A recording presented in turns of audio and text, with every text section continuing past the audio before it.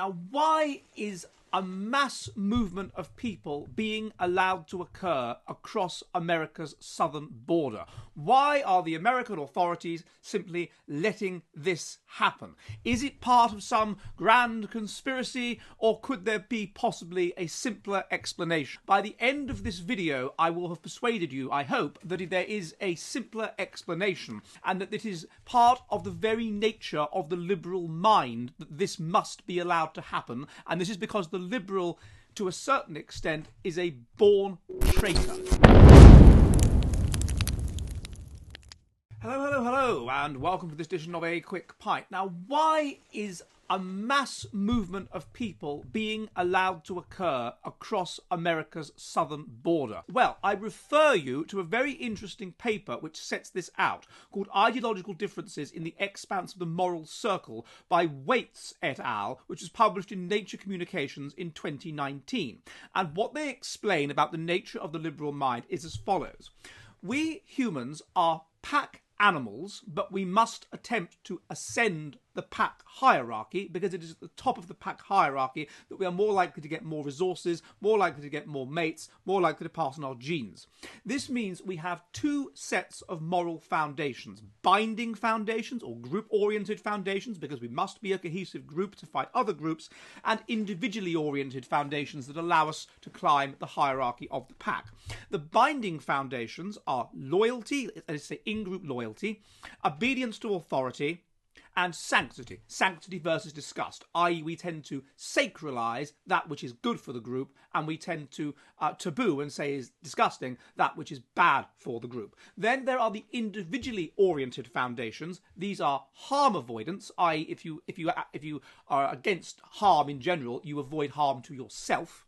And equality, i.e. if you move in favour of equality, then you get proportionately more of the resources. So these are the five moral foundations. Now, conservatives and liberals differ in the extent to which these foundations are important. Conservatives value all five of these moral foundations about equally. I'm not talking about extreme conservatives, just conservatives in general. All five of these moral foundations equally. Liberals only value the individually oriented foundations. They only care about harm avoidance and equality, and they don't care about the group-oriented foundations. So this is showing you a fundamental difference between conservatives and liberals. Conservatives are ultimately group-oriented. They are concerned about binding foundations as well as the individually oriented foundations, which means they can empathise with the liberal, but the liberal is only concerned about individually oriented foundations, which means that he basically cannot empathise with the conservative. So there is asymmetrical empathy. So what this means then is liberals are basically individualists. They are not group oriented. Liberals are evolved to climb to the top of the pack. They are not cooperative people. They are selfish. They may signal cooperation. They will, of course, say, oh, I'm really, really in favour of equality for everybody and creating a lovely society.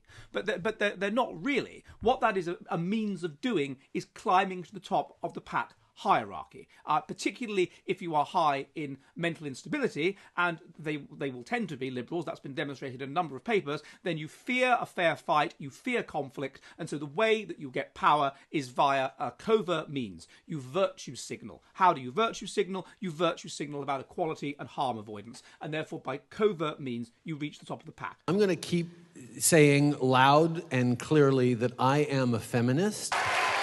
So this is the clear thing. Conservatives are group-oriented, liberals are individually oriented. They're about themselves. They're about getting power for themselves as individuals and over everybody else in the society. And the way that they do that will tend to be to promote, to virtue signal about equality and harm avoidance. They don't really care about those things. They care about themselves. And that's demonstrated in the research that indicates that conservatives are higher in agreeableness than our liberals. I mean, conservatives are more mentally stable than our liberals. Conservatives are essentially nicer people than liberals. But liberals will try and come across as nice as a cunning way to get to the top of the group.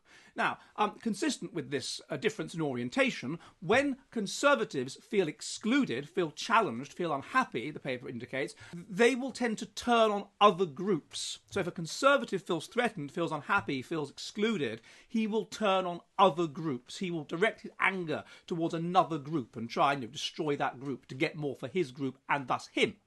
Whereas when liberals feel excluded, they will turn on their own group. They will turn on members of their own group. Folks like me who were Caucasian of European descent, for the first time in 2017, will be in an absolute minority. That's not a bad thing.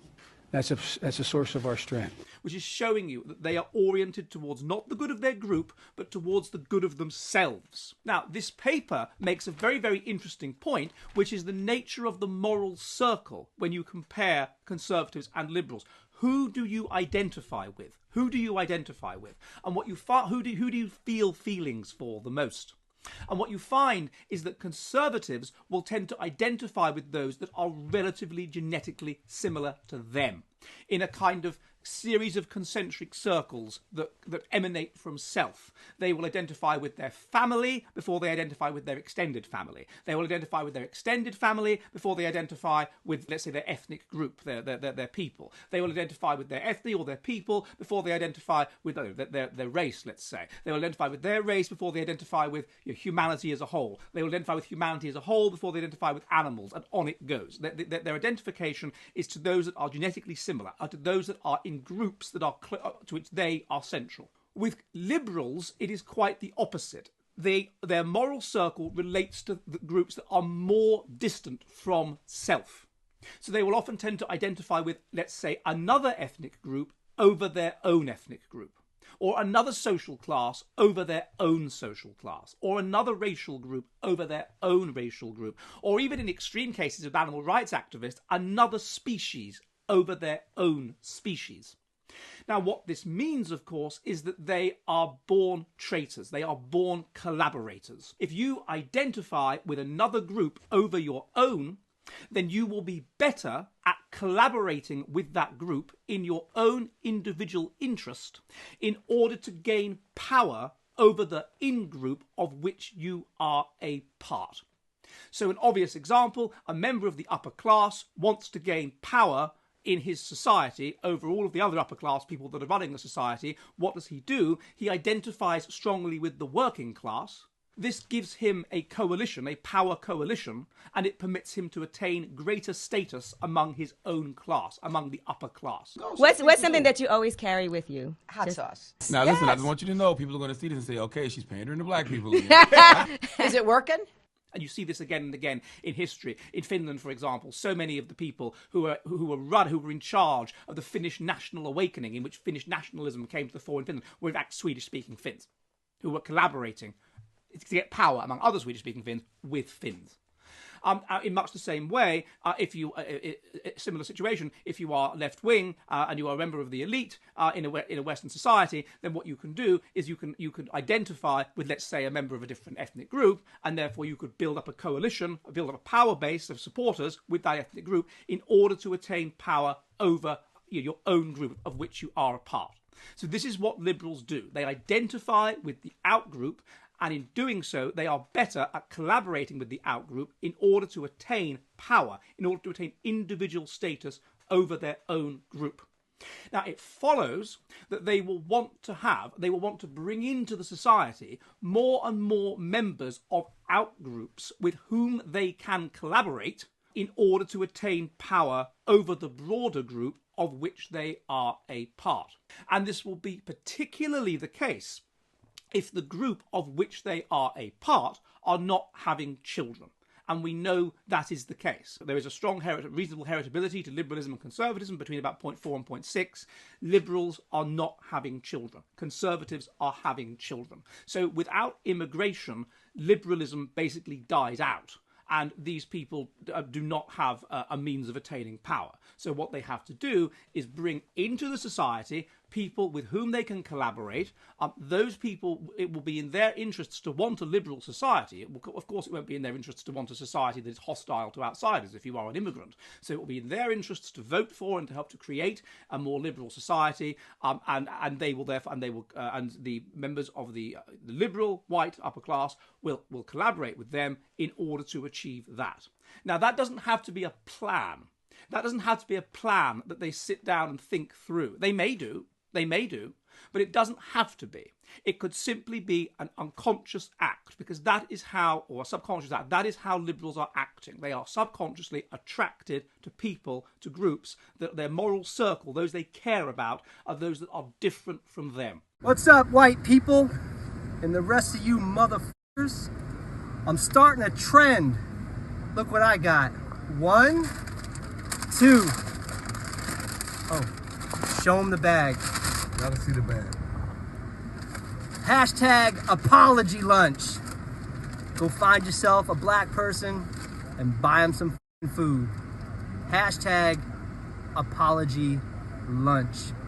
And so therefore, of course, they will empathise with them and want to bring them into the society. And they will do that because then they can collaborate with those people, which they are adapted to do. They are literally adapted. They are born traitors. They are adapted to collaborate with outsiders in order to attain power over their own in-group. And that is how we can expect them to operate. And that would explain the political inertia with regard to what is happening at the southern border and in other areas of the world as well. Remember to go over to jollyheretic.com, where you can find our uncensored videos that our YouTube mutant overlords won't let you watch. And I will see you all soon, and goodbye!